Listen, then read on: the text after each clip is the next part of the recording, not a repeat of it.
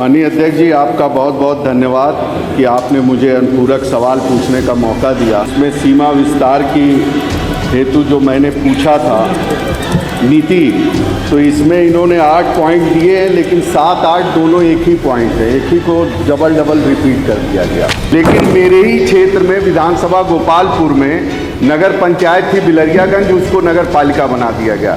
उसमें तकरीबन 63 गाँवों को शामिल किया गया जो बहुत दूर तक नगर निकाय में आने वाले नहीं थे। जो आपने सीमा विस्तार किया, नगर पालिका बनाया है, उसमें आप क्या कोई मास्टर प्लान लागू करेंगे जिससे वहाँ की जो तरक्की है, यहाँ पर कोई अवैध निर्माण ना हो?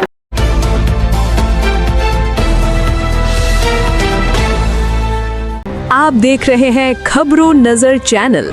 दर्शकों, हम आपको सीधे ले चलते हैं यूपी की विधानसभा लखनऊ, जहां पर सपा विधायक गोपालपुर नफीस अहमद जनता से जुड़े मुद्दों को विधानसभा में उठा रहे हैं। वो क्या कह रहे हैं? नफीस, आप बताइए। माननीय अध्यक्ष जी, आपका बहुत बहुत धन्यवाद कि आपने मुझे अनुपूरक सवाल पूछने का मौका दिया। नगर विकास मंत्री जी ने जो जवाब दिया है, इसमें सीमा विस्तार की हेतु जो मैंने पूछा था नीति, तो इसमें इन्होंने 8 पॉइंट दिए हैं, लेकिन 7-8 दोनों एक ही पॉइंट है, एक ही को डबल रिपीट कर दिया गया। और ये बहुत अहम मुद्दा है, इसलिए मैं कहना चाहता हूँ क्योंकि सीमा विस्तार जो हुआ है इधर इन 3 साल पहले, ज़्यादातर उन इलाकों को ले लिया गया है जिसमें ज़्यादातर किसान क्षेत्र हैं, जहाँ पर इन्होंने जो पॉइंट एक दिया था कि उसमें ये देखना है कि वहाँ की जो एरिया है उसका डेवलपमेंट देखकर ही चिन्हित किया जाता है। लेकिन मेरे ही क्षेत्र में विधानसभा गोपालपुर में नगर पंचायत थी बिलरियागंज, उसको नगर पालिका बना दिया गया। उसमें तकरीबन 63 गाँवों को शामिल किया गया जो बहुत दूर तक नगर निकाय में आने वाले नहीं थे। मेरा 3 सवाल है माननीय मंत्री जी से आपके माध्यम से।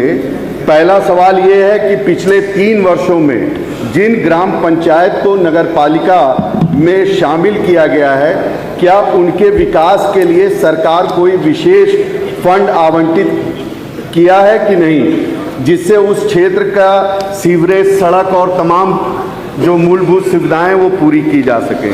दूसरा, नगर पालिका सीमा विस्तार नीति के तहत नए क्षेत्रों में हाउस टैक्स और वाटर टैक्स लागू कर दिया जाता है।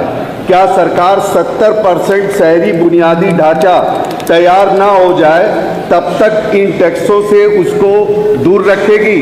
और तीसरा सवाल है मेरा जो माननीय मंत्री जी से कि जो आपने सीमा विस्तार किया, नगर पालिका बनाया है, उसमें आप क्या कोई मास्टर प्लान लागू करेंगे जिससे वहाँ की जो तरक्की है, यहाँ पर कोई अवैध निर्माण ना हो, झुग्गी झोपड़ी इस तरीके की चीज़ें ना हो, और वहाँ पर सारी मूलभूत सुविधाएं हो? ऐसा कोई मास्टर प्लान आपने बनाया है? बहुत बहुत धन्यवाद। माननीय मंत्री जी।